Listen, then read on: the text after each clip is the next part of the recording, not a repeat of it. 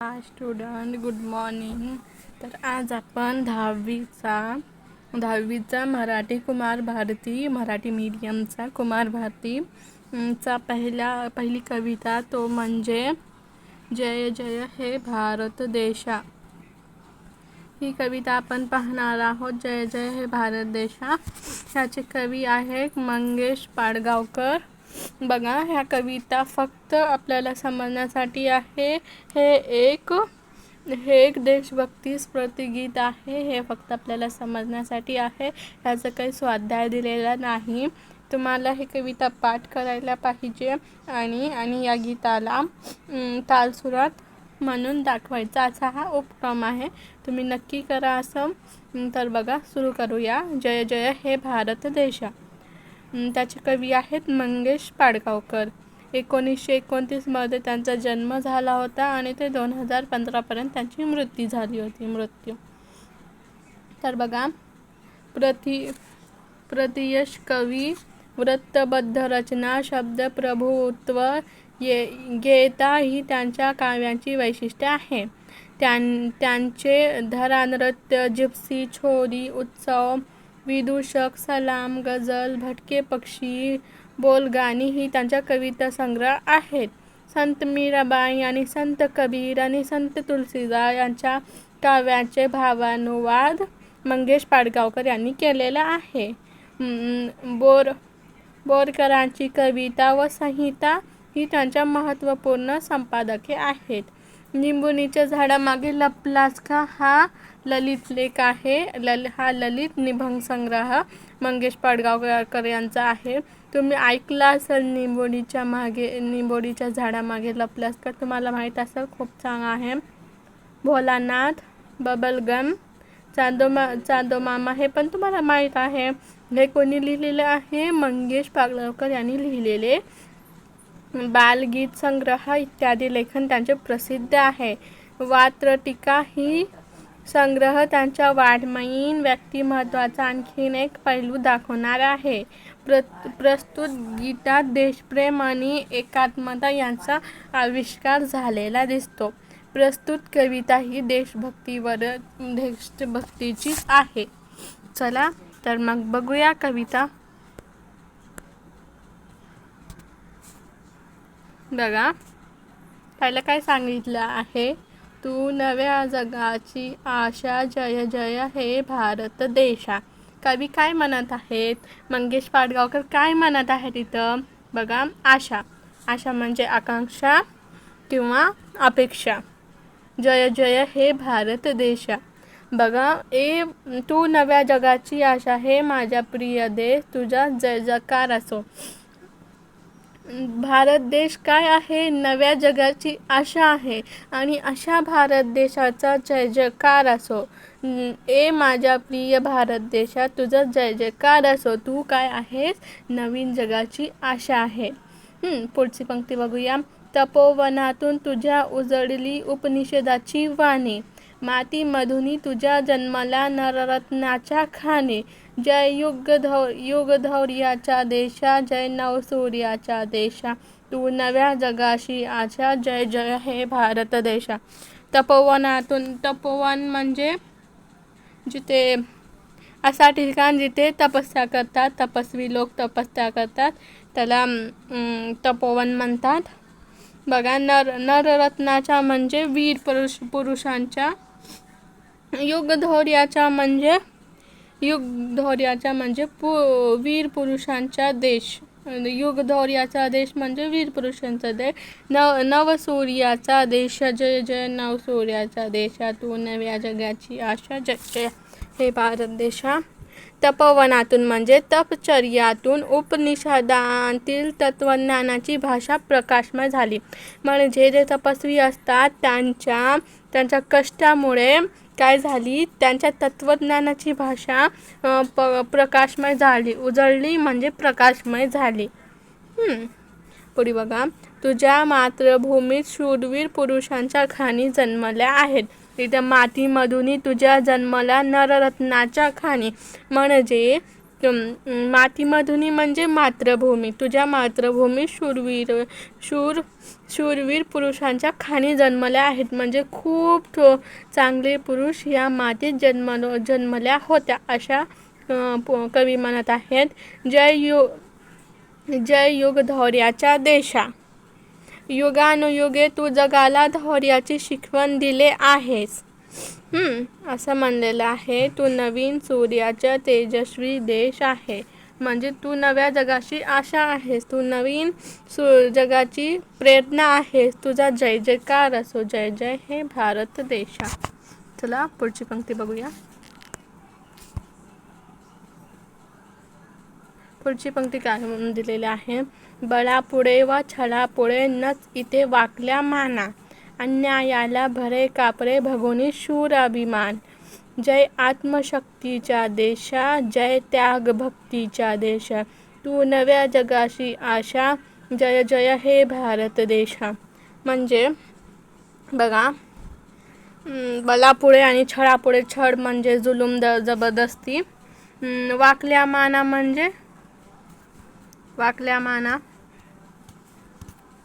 छळापुढे म्हणजे वाकल्या माना म्हणजे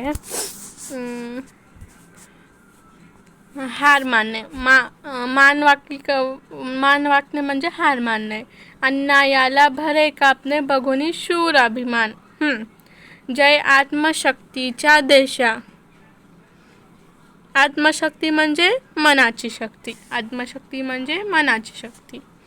त्याग भक्तीच्या देशा म्हणजे त्याग करणे म्हणजे सोडून जाणे. त्याग करणे माहिती आहे ना. तर ह्याचा भावार्थ बघूया. जुलूम जबरदस्तीपुढे, मारक शक्तीपुढे आणि छळ करणाऱ्या व्यवस्थेपुढे तू कधी वाकला नाहीस. बघा, बळापुढे व छळापुढे नच इथे वाकल्या माना.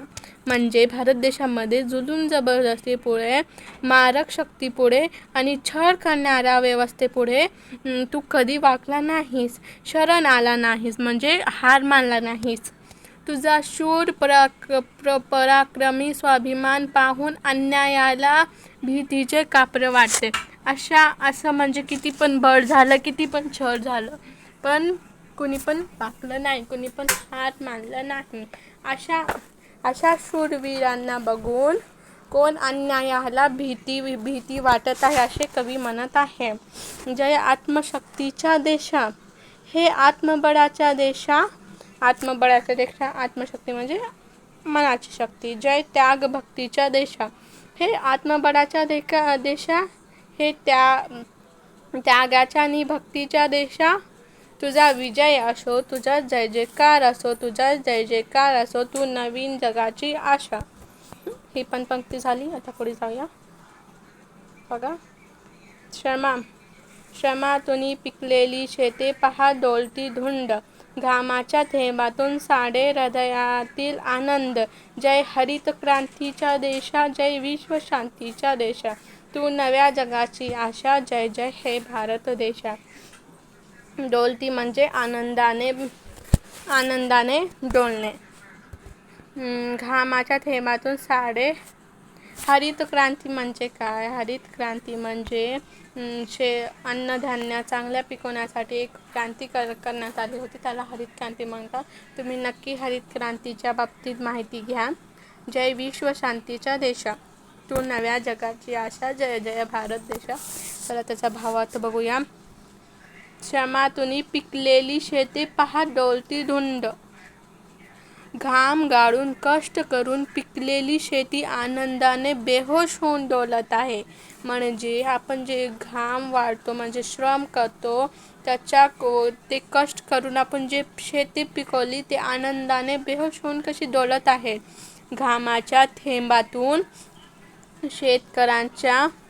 शेतकऱ्यांच्या हृदयातील आनंद ओसळतो आहे. म्हणजे ते शेत बघून जे शेतकरी आहेत ते खूप त्यांचा आनंद होत आहे. तू हरित क्रांतीचा देश आहे. तू विश्वासामध्ये शांती नांदवणारा देश आहे. तुझा विजय असो. तू नवीन जगाची आशा. हे भारत देशा. तुझा जय जयकार असो. असं हे पंक्तीत सांगण्यात आलेलं आहे. आता शेवटची पंक्ती बघूया. बघा काय दिलेलं आहे. पहा झोपड्या कंगालाच्या थरारल्या भोवताली, अंधाराला जाळीत उठल्या धडकत लाख मशाली. जय लोकशक्तीच्या देशा, जय दलित मुक्तीच्या देशा, तू नव्या जगाची आशा, जय जय भारत देशा. बघा ह्याचा भावार्थ पाहूया. दैन दरिद्राच्या घोर अन्यायाला जाळणाऱ्या मशाली आता पेटून झळाळत आहेत.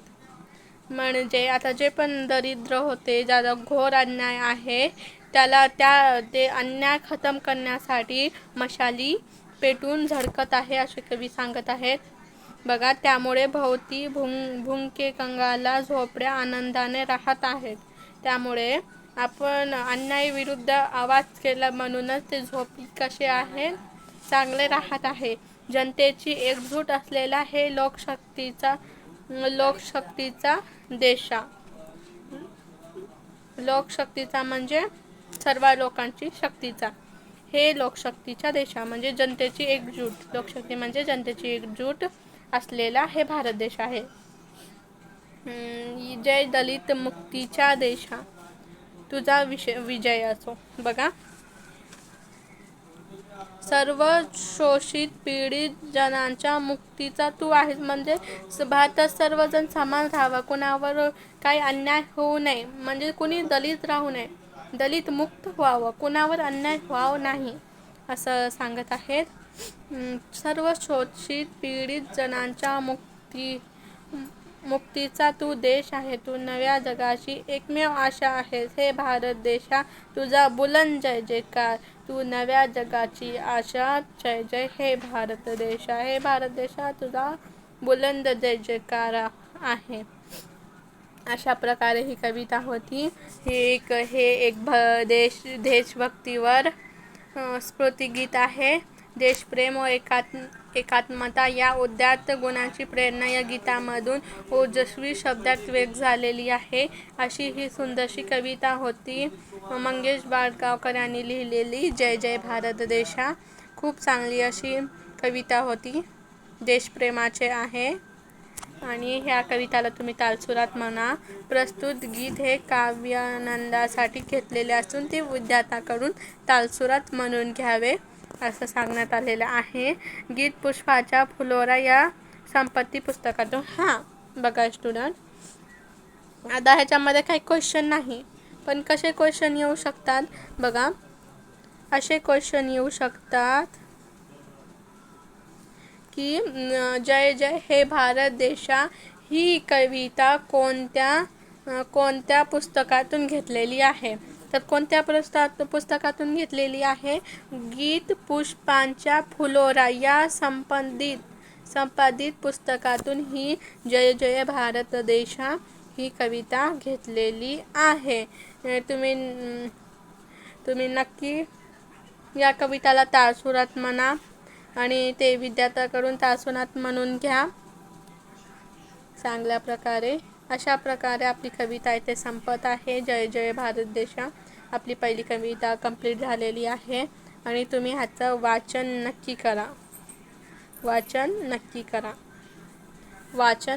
Okay, reading. आणि इथे आपली कविता संपलेली आहे. भेटू नेक्स्ट व्हिडिओमध्ये. आता जर आमचे व्हिडिओ तुम्हाला आवडत असेल तर नक्की लाईक करा. थँक्यू फॉर दिस वॉचिंग आणि सबस्क्राईब करायला पण विसरू नका. Thanks for that.